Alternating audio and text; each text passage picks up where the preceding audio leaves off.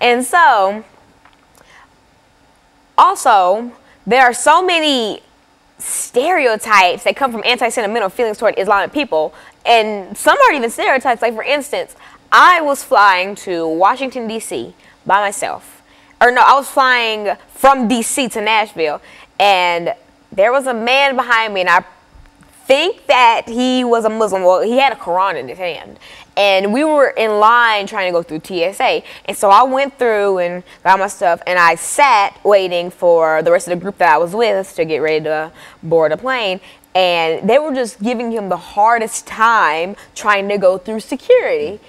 And they were just doing unnecessary things that were just, like, they made him open up his Quran, and they had to, like, flip through it and, like, put it through the machine. Like, that's extra. I was carrying bags and stuff, and they didn't do half as much stuff to me as they did to him. And I'm just sitting here thinking, like, wow, this is the country we live in. And other people were just looking, and I saw a couple teenagers just laughing. I'm like, are you kidding me? This is actually happening. And it caught me off guard, because I've always heard about stories like that, but I've never seen anything like that firsthand. And I thought about that the whole plane ride home, and I was just like, wow.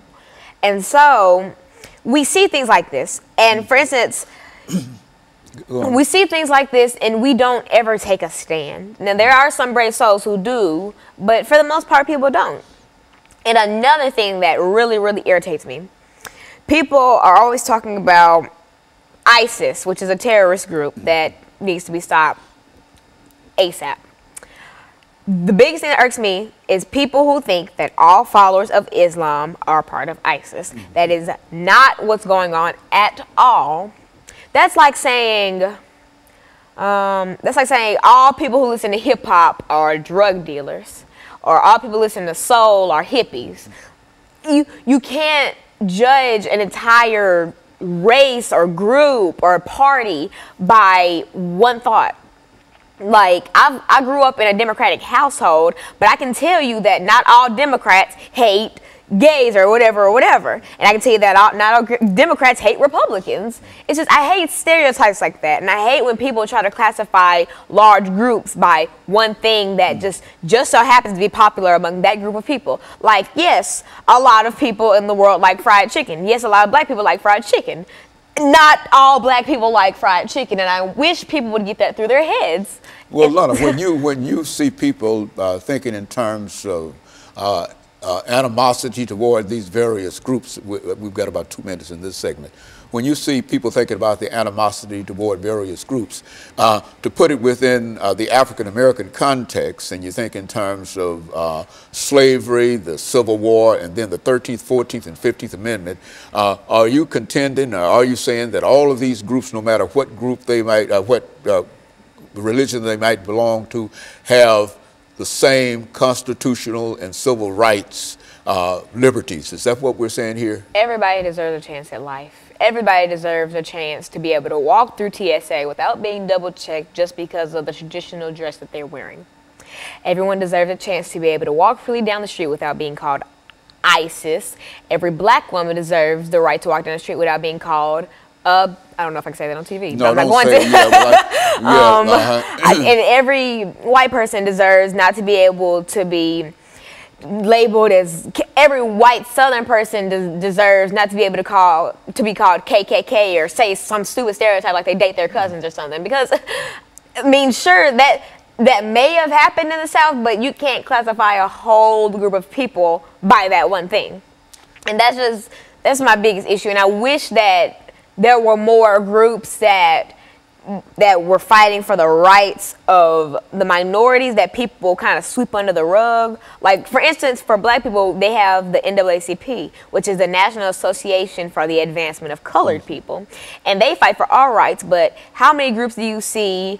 And there are plenty of black rights groups like the Black Panthers and the NAACP, et cetera, et cetera. But how many Islamic groups do you see that fight for the rights of Islam? Okay, so what we'll do, we'll take this second commercial break, and we'll be back with our audience following this very, very short commercial break.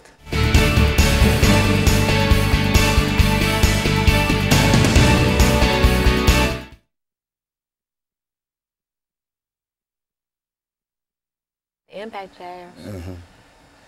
in my own in your world. own world. Like I told you about the airport incident. Crazy. We were all going through. I was coming back from D.C. because I was with the Junior National Young Leaders Conference. Okay, well, let's see. If we say that all groups deserve civil rights, 13th, 14th, 15th Amendments. That's the right to vote, the right to citizenship, right? They're citizens, and they have the right to vote, and they have the 13th, 14th, and the 15th. The 13th Amendment is freed slavery, and the 14th Amendment is citizenship. Abolish slavery,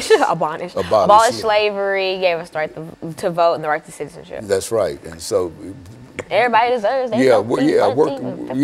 Work around in there and talk about that. Some of the things that make us all alike, in spite of what religion or what situation we might find ourselves. Okay, so 13 slavery, 14 is vote. Yeah, and the 14th citizenship. Okay, and 15th. so slavery, citizen, vote. Yeah, and put much information on the importance of voting too, because we're in a voting season and whatever, and et cetera. Don't let Donald Trump. Huh? Yeah, okay.